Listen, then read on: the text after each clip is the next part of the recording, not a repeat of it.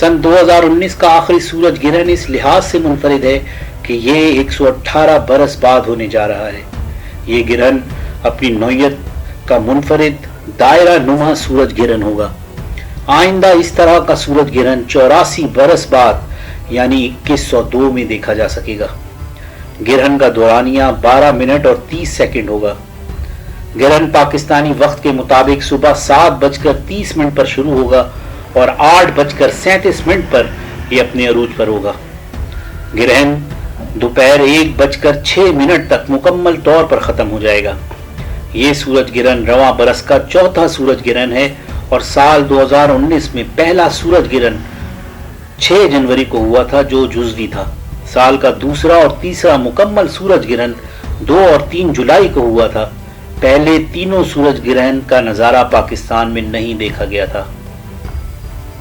ज़माने जहालियत में समझा जाता था कि किसी शख्स की मौत या किसी बड़े हादसे पर सूरज या चांद को ग्रहण लगता है।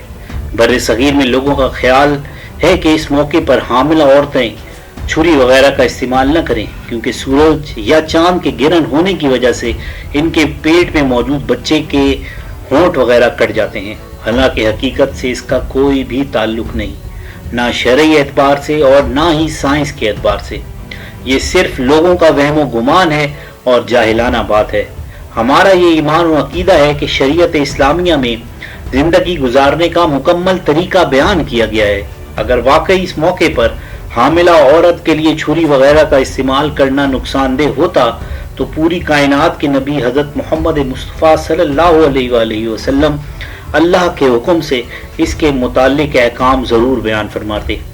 एक मरतबा आप सल्लल्लाहु अलैहि वसल्लम की हयात मुबारका में जब सूरज ग्रहण हुआ, इस दिन आप सल्लल्लाहु अलैहि वसल्लम के साहबजादे हजरत इब्राहीम रज़ियल्लाहु ताला अन्हु की वफ़ात हुई और बाज़ लोग ये कहने लगे थे कि ग्रहण इनकी मौत की वजह से हुआ है। तो आप सल्लल्लाहु अलैहि वसल्लम ने इसकी तरदीद करके बयान किया कि सूरज और चांद अल्लाह ताला की निशानियों में से 2 निशानियां हैं। किसी की मौत की वजह से ये ग्रहण नहीं होते। नबी करीम सल्लल्लाहु अलैहि वसल्लम ने इस मौके पर लंबी नमाज पढ़ी।